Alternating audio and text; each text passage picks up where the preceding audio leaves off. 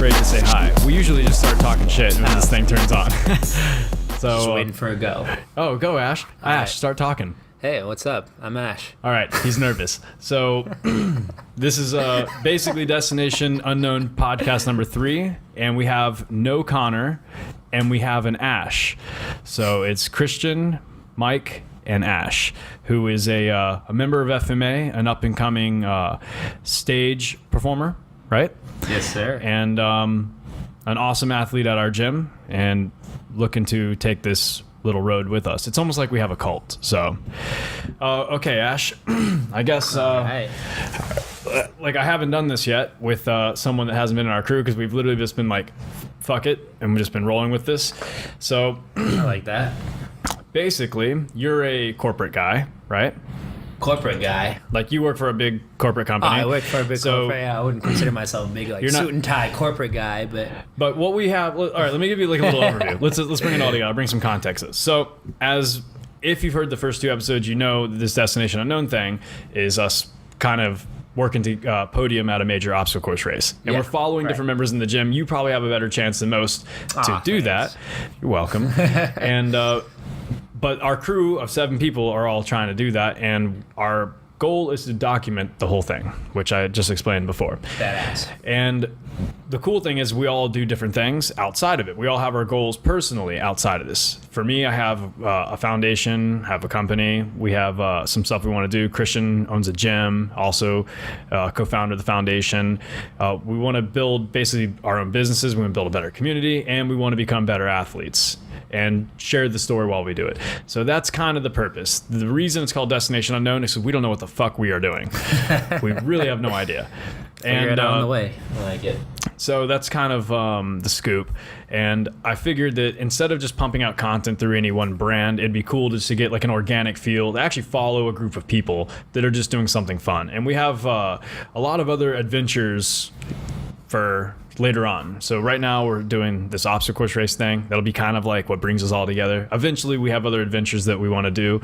Some traveling, Right. some cool stuff. Yeah. Go hunting Absolutely. in Alaska maybe, and document that. But hopefully people don't get annoyed by us while we train for obstacle course races, and they follow us as we do all the other shit too. Yeah. So Ash, what makes you really special is you do something very unique.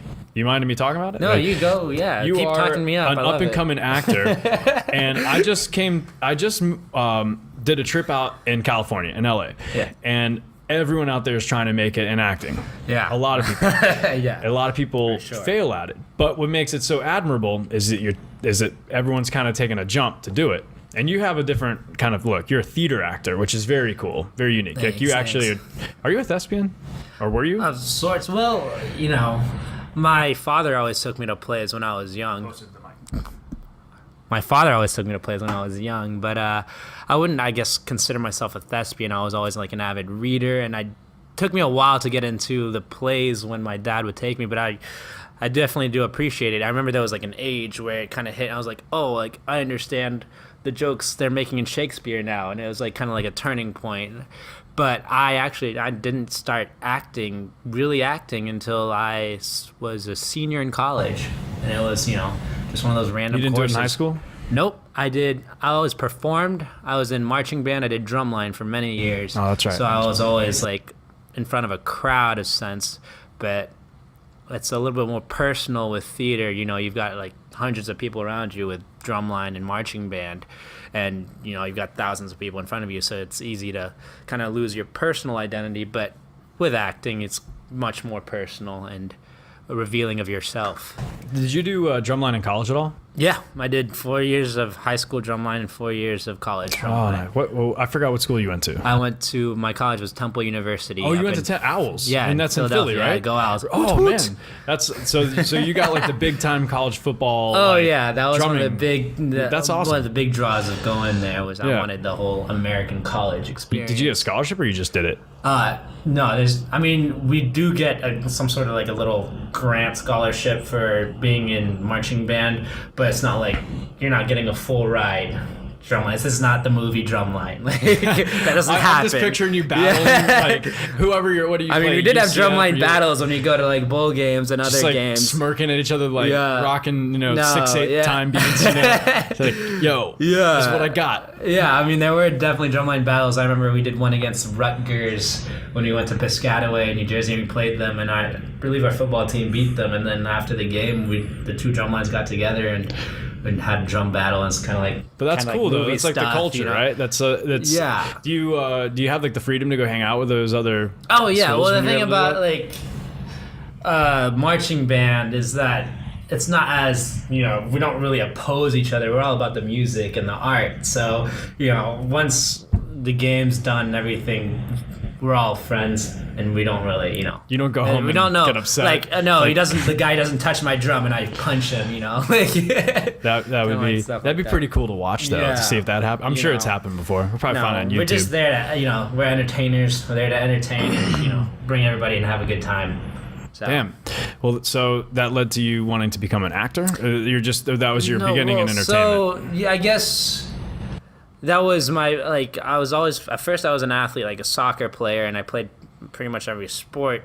And when I was in college, we had this program, I think there's similar programs in most public universities at least, called general education. Basically, everybody, regardless of their major, has to go through these courses, right? Everybody has to take a government course, a math course, an English course that are completely outside of your major. So that's these classes where you're paired with these other majors. And most people don't like these classes because they call them blow-off classes. They have nothing to do with your specialization. So it's just kind of like they figure it a waste of time. And so I had to take an art credit. And I decided to take art of acting for public speaking purposes. My actual major was international business administration, and with a minor in Italian. So I decided, I was always interested in acting and I was interested in performing, but I mainly took it for, to help with presentational skills and public speaking purposes. So you're good in front of crowds.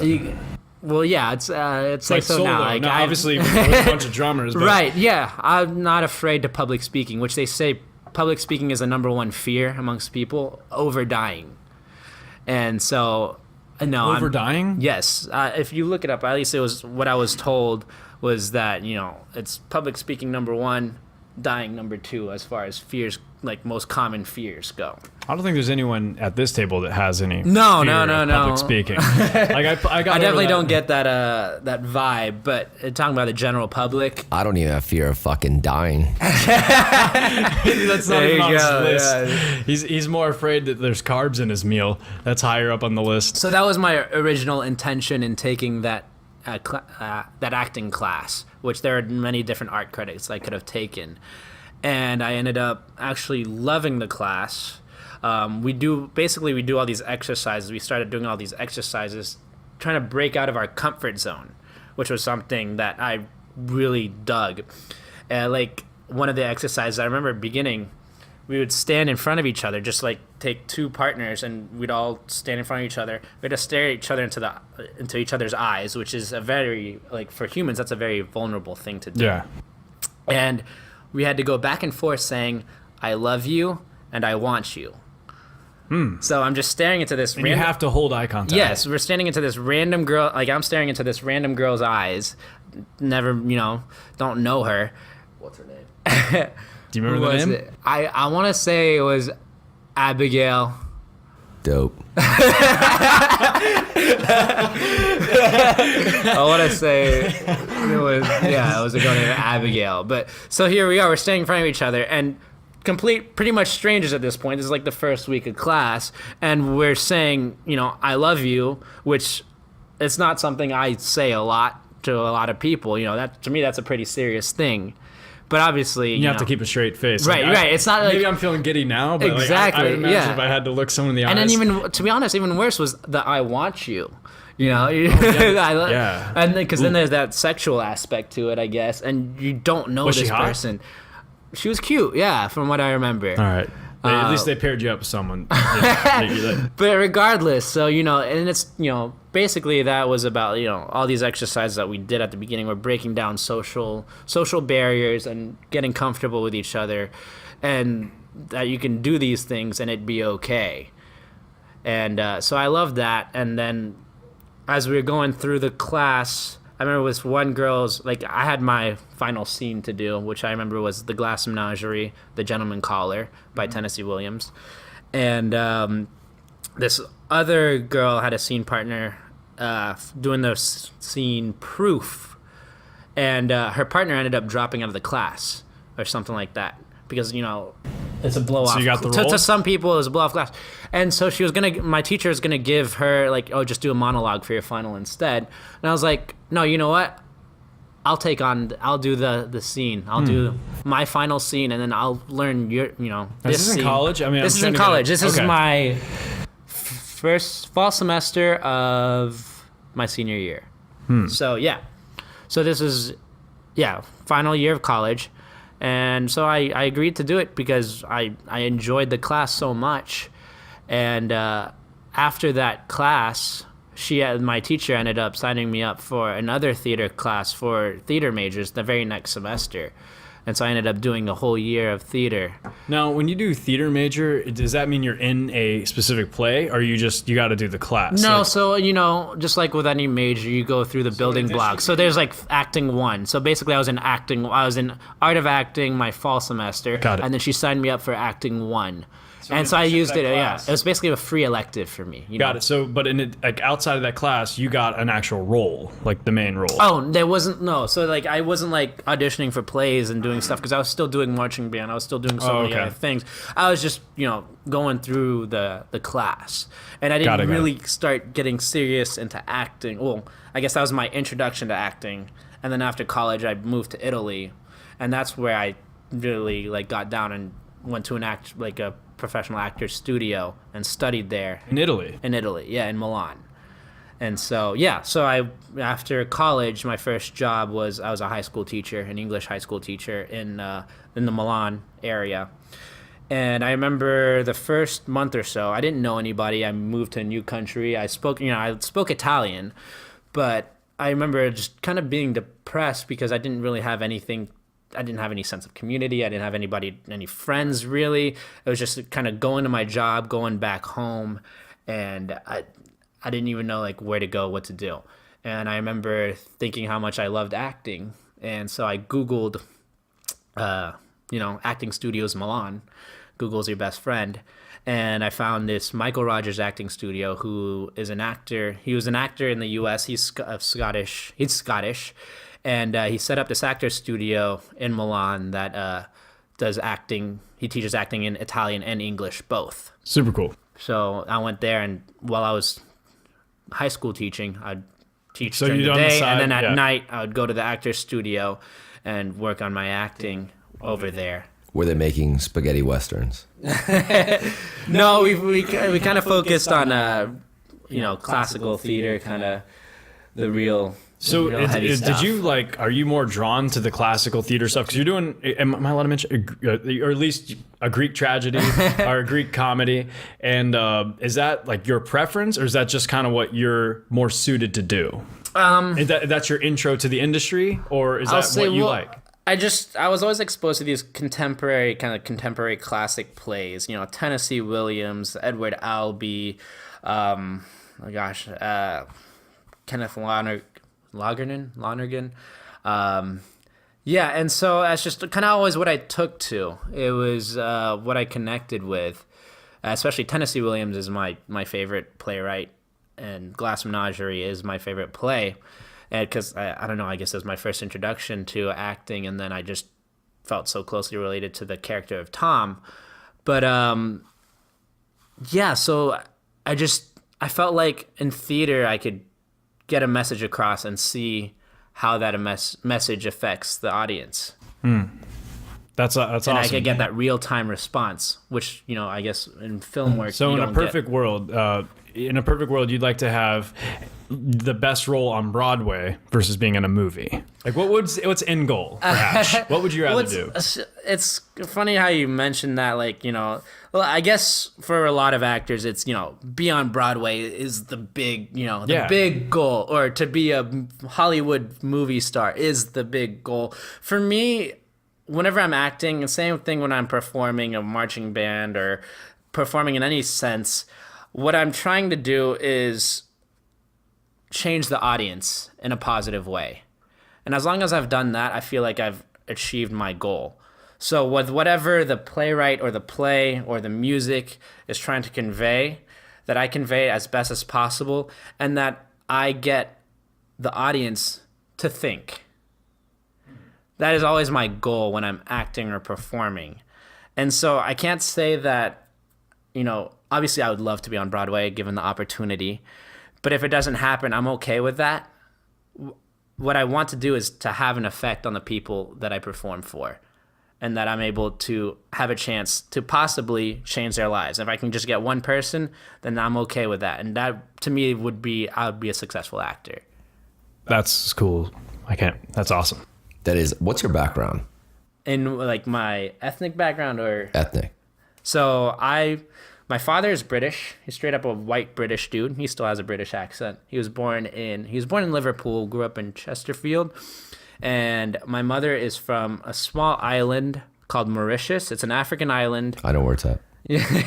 But I know probably a lot of listeners don't. It's an African island that's east of Madagascar, right around Réunion, Seychelles area, in the middle of the Indian Ocean. So, awesome. And then I was born myself in Paris. You're Parisian. Yeah, so my parents met in Paris working together, and that's where me and my brother were born.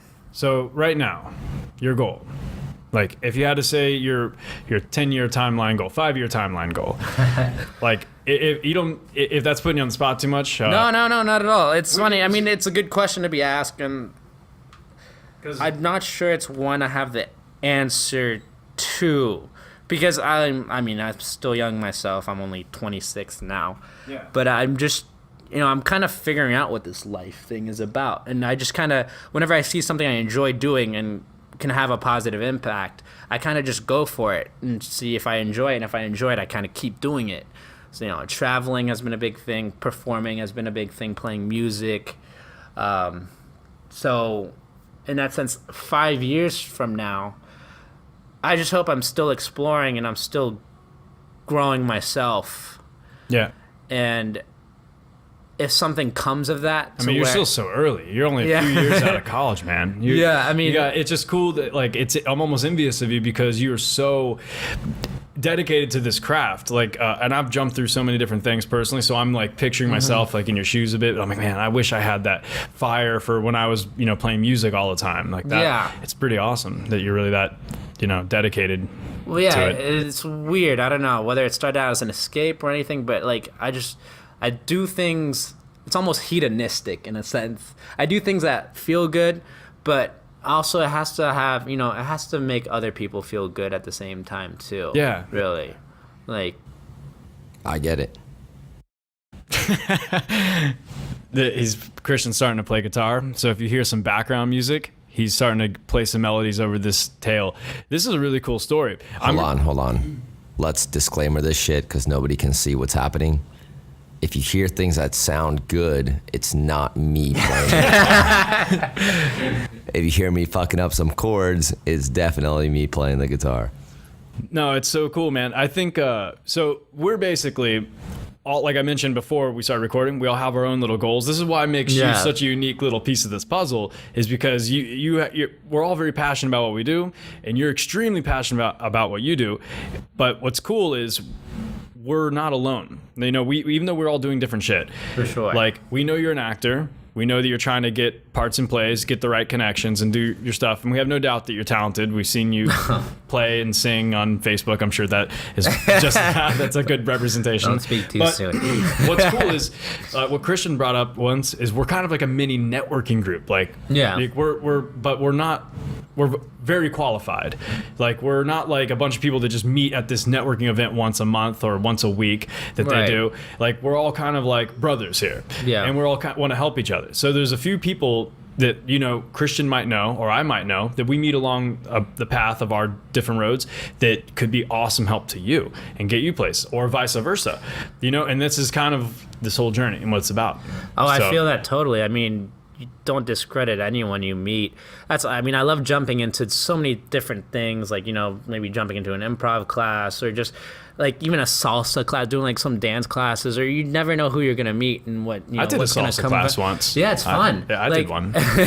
I love just kind of like seeing what I can do and seeing just Yeah. kind of testing things out and trying things out, failing. I'm totally okay with failing and look like an idiot. Dude, I bought a bow because Christian had a bow. And because this guy that we follow online has a bow. I never thought I'd buy a bow. That's but now awesome. I And- keep it at the gym and I shoot it, and I'm really excited about getting better at it. But just like the bow, just like this obstacle course thing, like, we're all trying different shit. Yeah, right. Like It- this is my first foray. We're I making guess. a podcast. I took forever to figure out how to plug this in. Yeah. This sounds fun. It's cool to document this, because I know that even if no one listens to this in 5 years, you'll be excited to hear how you felt, you know, Oh, absolutely. from your point of view as you were kind of coming up. You know, when Right. you're leading the Lion King on Broadway and Times Square. Well, we'll see. But yeah, this is my first foray into obstacle course racing. I'd never done an obstacle course race in my life. What'd you till- do athletically? Let's get into that. athletically? So, I mean, growing up, like,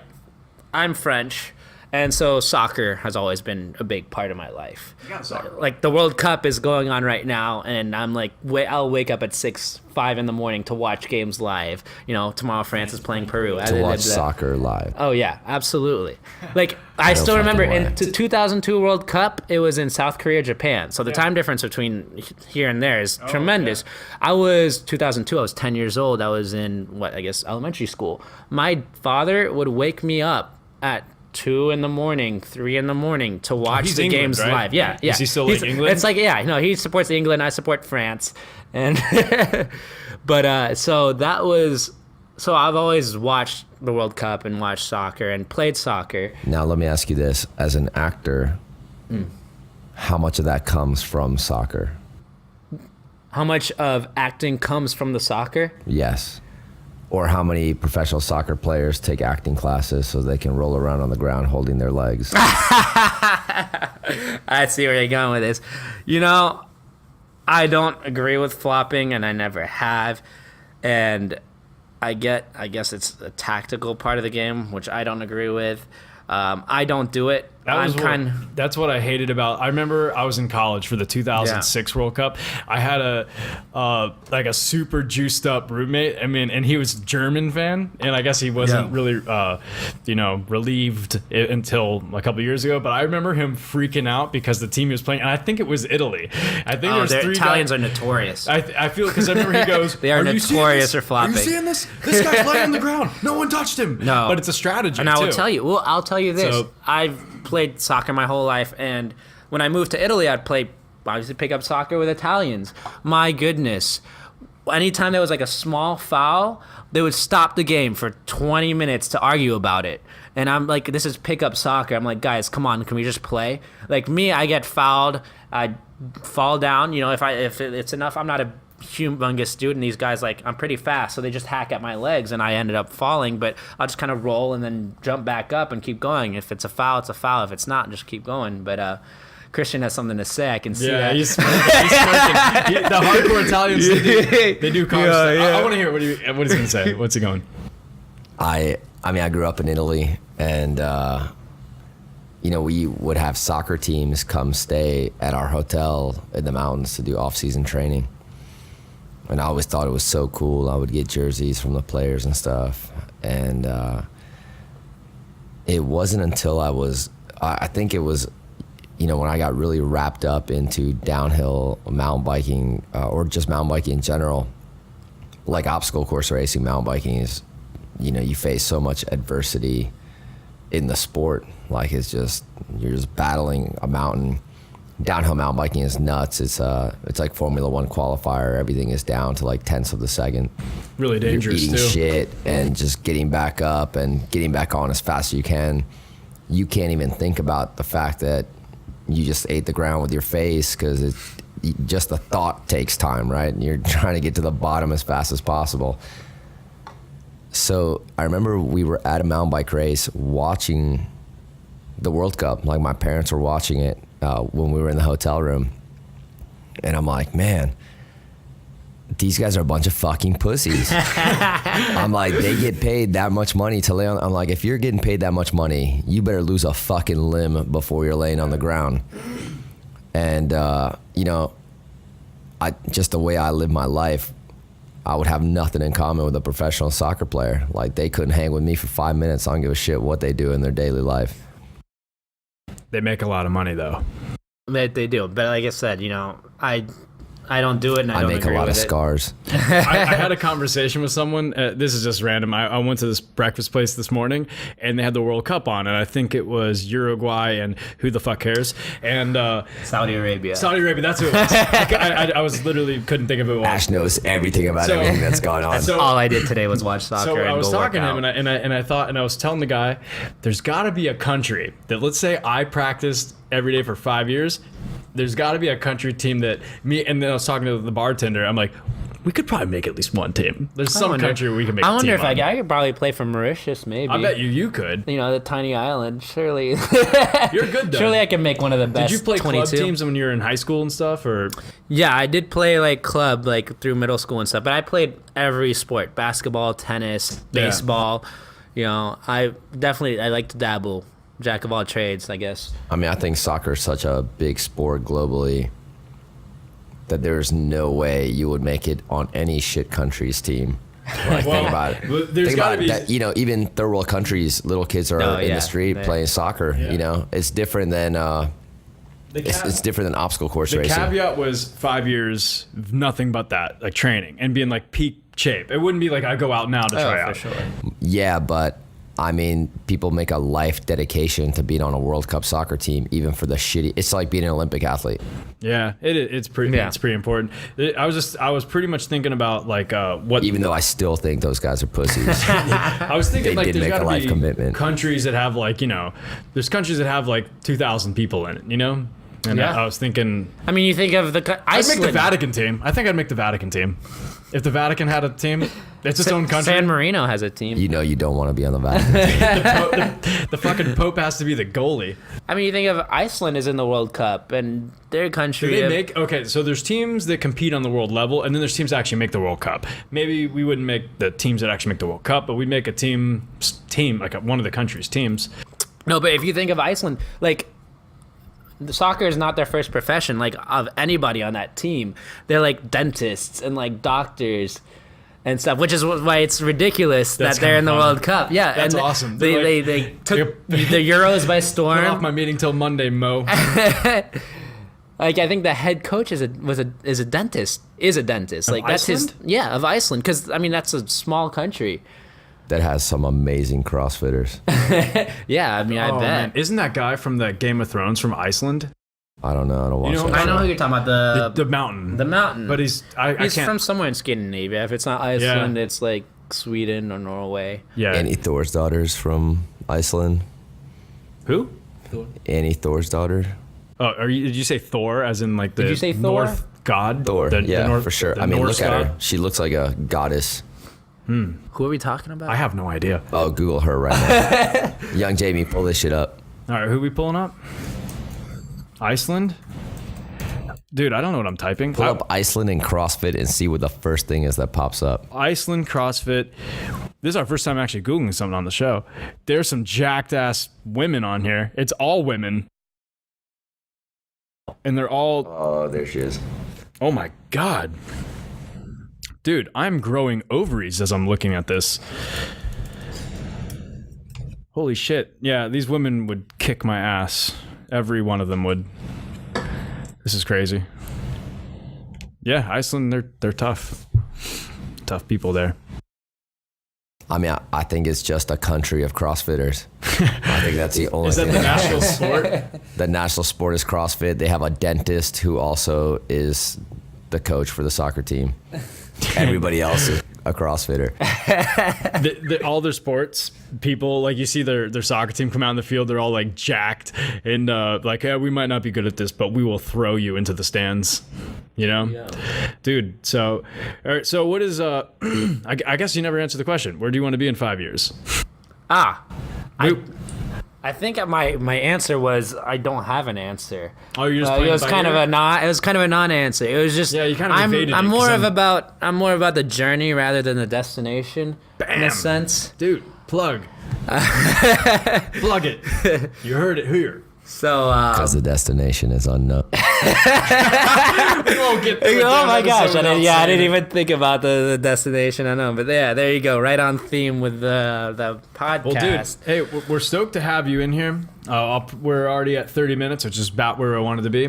But I'm really stoked that you're here. I'm stoked that you're doing this podcast and you're buying into this retarded idea. Oh, I'm honored to be a part of it. Because you know what? Even if no one else watched it, I got awesome friends around me. And I'm having more fun doing these mindless podcasts and filming this ridiculous stuff than I've had in a very long time, dude. So, Ash, are you going to Asheville with us? I'm planning on it. oh yes, that's a good point. Please book one of those. Like, there's 3 races that I think we're doing, and let's just get out of the way. Okay. We're Asheville. These are all 3 Spartans. Asheville, West Virginia, and in Tahoe. And Laughlin, Nevada. Huh? 4 races. I know for sure I'm planning Hawaii and Tahoe. That's awesome. Yeah, you mentioned the And- Hawaii thing before. Asheville, I'll put it in there. Why not? What are you doing July 4th? Let's commit to something on the... Do you know what's on July 4th? Oh, the Goggers podcast. and Slit. Goggers. He's trying to rub me. the Now here's the Goggers. thing. It's a holiday, and They're gonna be I flying always everywhere. get called to work Yeah. on holidays, and it's a big holiday, so that's like peak flying.